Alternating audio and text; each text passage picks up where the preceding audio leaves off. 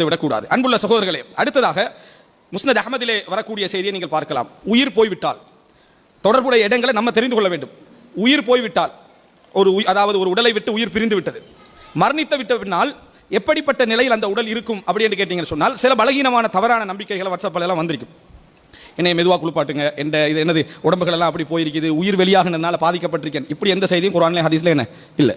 இப்படி எந்த ஒழுங்காக தான் குளிப்பாட்டணும், அதுக்காக வேண்டி இப்படி ஒரு செய்தி என்ன உயிர் போனதால எல்லாம் பிஞ்சு போயிருக்குது, அதனால மெதுவாக நீங்கள் என்ன செய்ய மெதுவாக அதாவது குளிப்பாட்டுங்கள் என்று சொன்ன மாதிரியான ஆதாரபூர்வமான எந்த செய்திகளும் என்ன இல்லை. ஆனால் ரசூலுல்லாஹி ஸல்லல்லாஹு அலைஹி வஸல்லம் அவர்கள் ஒரு விஷயம் சொன்னார்கள். உயிருக்குரிய இந்த உலகத்திலே வாழக்கூடிய உயிருக்குரிய மரியாதையை அதுக்கு கொடுங்கன்னு சொன்னாங்க. உலகத்திலே இருக்கக்கூடிய ஒரு உயிரை நம்ம குளிப்பாட்ட நேரத்தை எப்படி குளிப்பாட்டுவோம்? அந்த வலிக்காம அதுக்கேற்ற மாதிரி நம்ம குளிப்பாட்டுவோமா? அது மாதிரியான மரியாதையை அந்த இறந்த அந்த ஜனாசாவுக்கும் என்ன செய்யுங்க நீங்க கொடுங்க என்று ரசூலுல்லாஹ் சொன்னாங்க. எப்படி எந்த வார்த்தையில சொன்னாங்க என்றால், அபூதாவுத்ல வரக்கூடிய செய்தி 3207வது இலக்கம், ஆயிஷா ரலியல்லாஹு அன்ஹா அறிவிக்கிறார்கள்.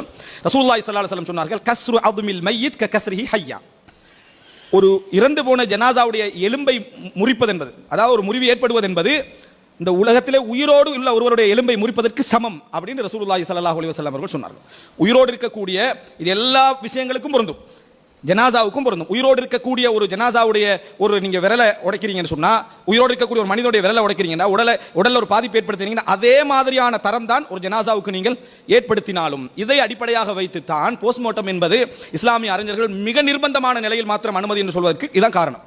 மிக நிர்பந்தமான நிலையில் மாத்திரம்தான் அனுமதி. இல்லை என்றால் உயிரோடு என்ன மரியாதையோ அதே மரியாதை தான் என்ன செய்ய வேண்டும், இறந்த அந்த உடலுக்கும் கொடுக்க வேண்டும் என்று ரசூல் ஸல்லல்லாஹு அலைஹி வஸல்லம் இந்த செய்தியினூடாக என்ன செய்றாங்க சொல்கிறார்கள். எனவே மிக மிக மிக நிர்பந்தமான, இப்போ முஸ்லிம் நாடுகளிலும் இது நடக்குது, ஆனால் மிக மிக நிர்பந்தமான ஒரு நிலை, வேறு வழியே இல்லாத நேரத்தில் மாத்திரம் இது என்ன செய்யலாம் என்ற அனுமதியை சொல்வதற்கான காரணம் இந்த ஹதீஸ் என்ன செய்கிறது, அதை தடை செய்கிறது. எனவே ஒரு உயிர் பிரிந்து விட்டால் அந்த உடலுக்குரிய மரியாதை உயிரோடு உள்ளவனுக்குரிய மரியாதை. எனவே உலக வாழ்க்கைக்குரிய அந்த மரியாதை நாம் என்ன கொடுத்திருப்போமோ அதே மரியாதை அங்கே கொடுக்க வேண்டும் என்று ரசூலுல்லாஹி ஸல்லல்லாஹு அலைஹி வஸல்லம் என்ன செய்கிறார்கள் சொல்கிறார்கள் என்றால், அவரோடு நம்ம நடந்து கொள்கின்ற ஒவ்வொரு நடவடிக்கைகளும் அப்படித்தான் இருக்கணும். இந்த அடிப்படையில் தான் அபூபக்கர் ரலியல்லாஹு அன்ஹு அவர்கள் ரசூலுல்லாஹி ஸல்லல்லாஹு அலைஹி வஸல்லம் நெத்தியில் என்ன செய்தார்கள், முத்தமிட்டார்கள்.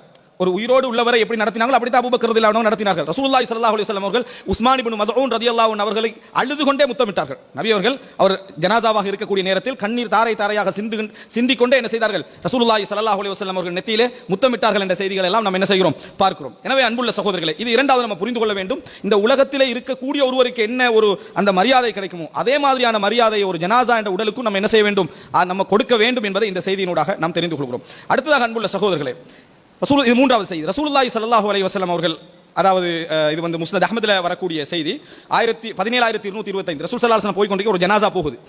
யூதர்கள் முன்னே வேதத்துடைய மார்க்க அறிவை பெற்றிருந்தார்கள், தவறான அறிவுகளோடு கலந்து சரியான அறிவையும் என்ன செய்தாங்க பெற்றிருந்தார்கள். அவர்களுக்கு வேலை ரசூல் ஸல்லல்லாஹு அலைஹி வஸல்லம் அவர்கள் ஒவ்வொரு விஷயத்திலையும் என்ன செய்யறது, டெஸ்ட் பண்றது. ரசூல் ஸல்லல்லாஹு அலைஹி வஸல்லம் அவர்களை ஒரு மார்க்க அறிவு எப்படி என்று பார்க்கிறதுக்காக வேண்டி முதலாவது சொர்க்கவாதிகள் உண்ணுகின்ற சாப்பாடு எது இப்படிதான் கேள்வி கேட்கிறது. இந்த மாதிரியான கேள்வி கேட்கின்ற வளமை அவர்கள்ட்ட என்ன செய்தது இருந்தது. அது மாதிரி ரசூல் ஸல்லல்லாஹு அலைஹி வஸல்லம் அவர்களை பார்த்து கேட்கிறார்கள், ஜனாசா போற நேரத்தில் இந்த ஜனாசா பேசுமா, ததக்கல்லமு ஹாதிஹில் ஜனாசா, இந்த ஜனாசா பேசுமான்னு கேட்கிறாங்க. பேசுமா என்று சொன்னால் மனிதர்களைப் போல பேசுமா என்ற அர்த்தத்திலாக, அல்லது அதற்குள்ளே அது பேசிக்கொள்ளுமா என்பது, அல்லது ஒரு உணர்வை வெளிப்படுத்துமா என்பது, அல்லது அதனுடைய அதாவது மற்றவர்களுடைய செயல்பாடுகளை அது அடைந்து கொள்கிறதா என்பது போன்ற ஏதோ ஒரு கேள்வி அவர் என்ன செய்யறாரு, பேசுமான்னு கேட்கிறார். கேட்ட உடனே ரசூலுல்லாஹி ஸல்லல்லாஹு அலைஹி வஸல்லம் சொன்ன பதில் என்ன தெரியுமா? ஒரு யூதர் கேட்கிற நேரத்தில் ரசூல் ஸல்லல்லாஹு அலைஹி வஸல்லம் இவரிடத்தில் முன்னே ஒரு அறிவு இருக்கலாம் என்கின்ற அடிப்படையில் ரசூலுல்லாஹ் அணுகுவாங்க. ரசூல் ஸல்லல்லாஹு அலைஹி வஸல்லம் சொல்கிறார்கள், அல்லாஹு அஅலம், அல்லாஹு தஆலா மிகவும் அறிந்தவன் சொல்றாங்க. அப்ப அந்த நேரத்தில் அந்த யஹூதி சொல்றார், அஷ்ஹத் அன அஷ்ஹத், நான் சாட்சி சொல்கிறேன், அன்னஹா ததக்கல்லம், இந்த ஜனாசா பேசும் என்றார். ரசூலுல்லாஹ் அல்லாஹு அஅலம் என்றார். இவர் சொல்றார் என்ன, இந்த ஜனாசா என்ன பேசும் என்று நான் சாட்சி சொல்கிறேன் அப்படின்னு சொல்றார். ரசூலுல்லாஹி ஸல்லல்லாஹு அலைஹி வஸல்லம் அவர்கள் பக்கத்தில் உள்ள மற்ற நபித்தோழர்களை பார்த்து சொன்னார்கள், இதா ஹத்தஸகும் அஹ்லுல் கிதாபி ஃபலா துஸத்திகுஹும் வலா துகذிபுஹும், வேதக்காரர்கள் உங்களிடத்தில் ஒரு செய்தியை சொன்னால் பொய்ப்படுத்தவும் வேண்டாம், உண்மைப்படுத்தவும் வேண்டாம். வேதக்காரர்கள் ஏதாவது ஒரு செய்தியை உங்களுக்கு சொன்னால் நீங்கள் பொய்ப்படுத்தவும் வேண்டாம், உண்மைப்படுத்தவும் வேண்டாம். அது பொய்யாக இருந்தால் நீங்க உண்மைப்படுத்தவும் இல்லை, உண்மையாக இருந்தால் பொய்ப்படுத்தவும் இல்லை. இந்த அடிப்படையில் தான் நீங்க தஃசீர் இப்னு கஸீர் எல்லாம் தமிழ் எடுத்து பார்த்தீங்கன்னு சொன்னா நிறைய பனூ இஸ்ரவேலர்களுடைய செய்தி என்ன செஞ்சிருக்கும், வந்திருக்கும். இதற்கான காரணம் இந்த அறிவிப்பை வைத்து என்ன செய்வார்கள். ஆனால் இன்னொரு ஹதீஸிலே ரசூலுல்லாஹ்களுக்கு இந்த வஹீ பற்றி செய்தி வருவதற்கு முன்னால் இருக்கலாம். ரசூல் ஸல்லல்லாஹு அலைஹி வஸல்லம் இன்னொரு செய்தியிலே நம்ம பார்க்கிறோம், அதாவது இந்த ஜனாசா என்பது பேசக்கூடிய அமைப்பில் தான் என்ன செய்ய ஜனாசாவுடைய அமைப்பு இருக்கிறது என்பதை புரிந்து கொள்கின்ற அமைப்பில் ரசூலுல்லாஹி ஸல்லல்லாஹு அலைஹி வஸல்லம் அவர்கள் ஒரு வார்த்தை என்ன செய்கிறார்கள் சொல்கிறார்கள். என்ன வார்த்தை சொல்கிறார்கள் அப்படி என்று சொன்னால், ஒரு ஜனாசாவை நம்ம எடுத்துட்டோம் என்று சொன்னால், ஒரு ஜனாசாவை நாங்கள் சுமந்து விட்டோம் அப்படி என்று சொன்னால், அந்த ஜனாசா என்ன சொல்லும், அந்த ஜனாசா ஒரு வார்த்தையை சொல்லும். என்ன சொல்லும்?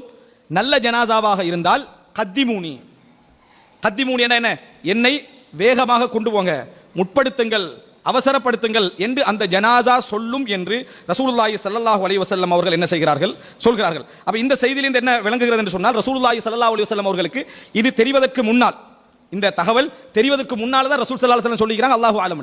இல்லை என்றால் அந்த ஜனாசாவுடைய பேச்சை ரசூலுல்லாஹ் பிறகு என்ன செய்றாங்க, சொல்றாங்க. நல்ல ஜனாசாவாக இருந்தால், இந்த செய்தி புகாரில 1314 இலக்கத்தில் வருகிறது.